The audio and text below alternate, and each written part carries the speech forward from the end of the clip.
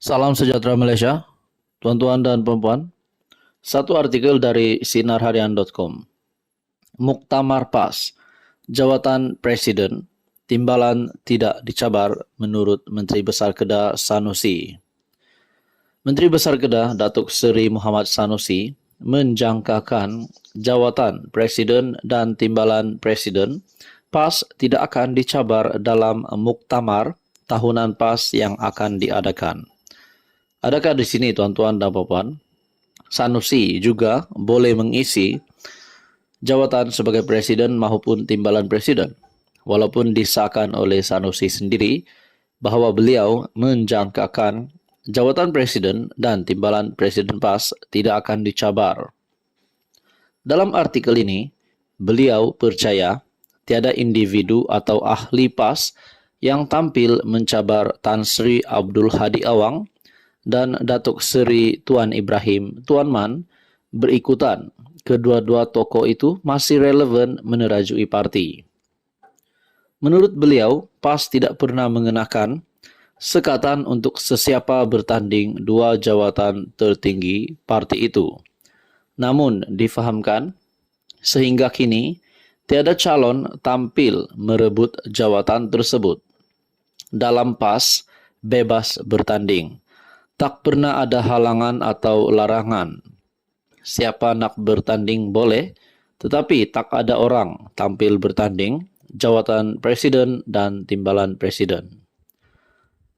Kalau tak ada yang nak bertanding, tak bolehlah paksa orang suruh bertanding. Orang tak mahu sudahlah. Sebab itu, saya yakin tiada pertandingan buat dua jawatan tersebut, katanya pada sidang akbar selepas mempengerusikan mesyuarat Exco di Wisma Darul Aman pada Rabu. Sanusi tegaskan, tiada apa-apa isu membabitkan dua tokoh utama PAS berkenaan dan mendapat sokongan penuh akar umbi. Saya tak dengar apa-apa isu. Dalam PAS pun tak ada isu. Dalam parti lain ada yang dilarang bertanding sebab mereka yang buat ketetapan bahawa presiden dan timbalan tidak dibenar ada pertandingan. Dalam PAS tak ada seperti itu. Terpulanglah PAS sikap terbuka.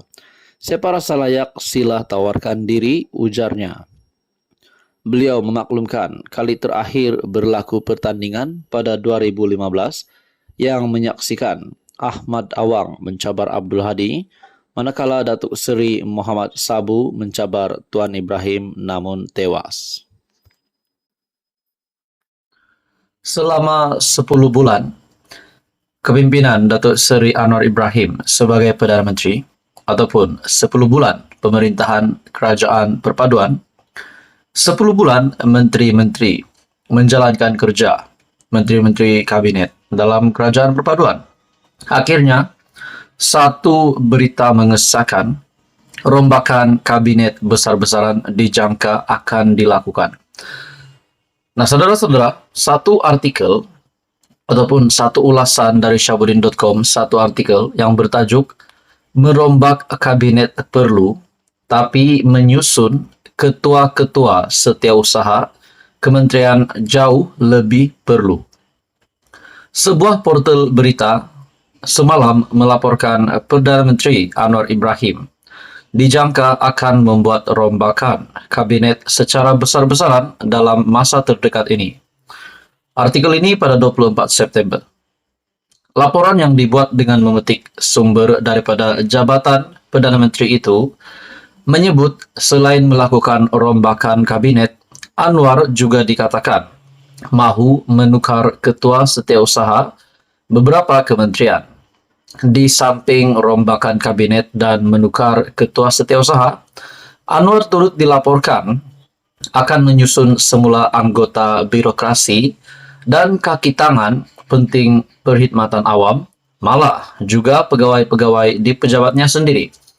Nah, saudara-saudara, setelah kita mendengar berkenaan dengan rombakan kabinet, 10 bulan sudah berlalu, dan dilihat sudah semestinya ada di antara menteri di dalam kabinet yang menyerlah, ada di antara mereka yang juga dilihat tidak melakukan kerja ataupun mungkin tidak sesuai. Nah, saudara-saudara, sudah pasti ini menjadi pandangan dari ramai orang, terutamanya rakyat Malaysia, yang melihat ada beberapa menteri yang mempunyai kelemahan. Nah, adakah di sini akan ada beberapa menteri akan dipecat ataupun mungkin akan ditukar?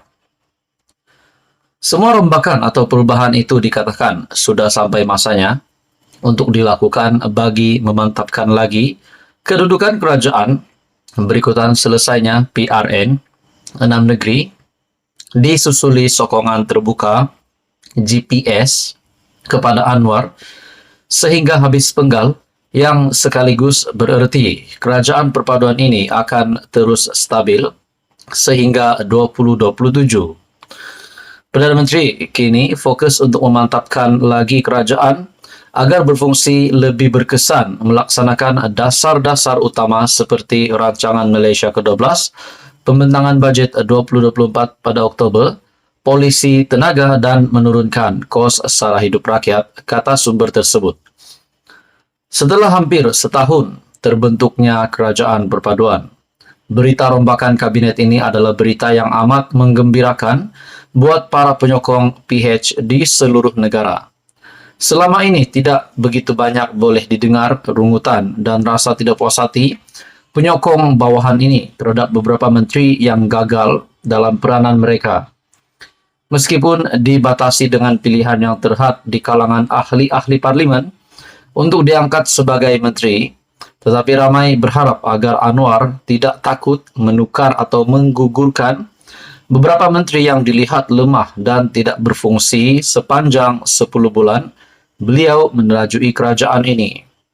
Tidak terkecuali, perbualan juga sudah merata di kalangan penyokong PKR dan PH sendiri yang mahu Anwar segera menukar lain-lain lantikan yang mengetuai agensi jabatan atau unit yang penting seperti JKOM misalnya.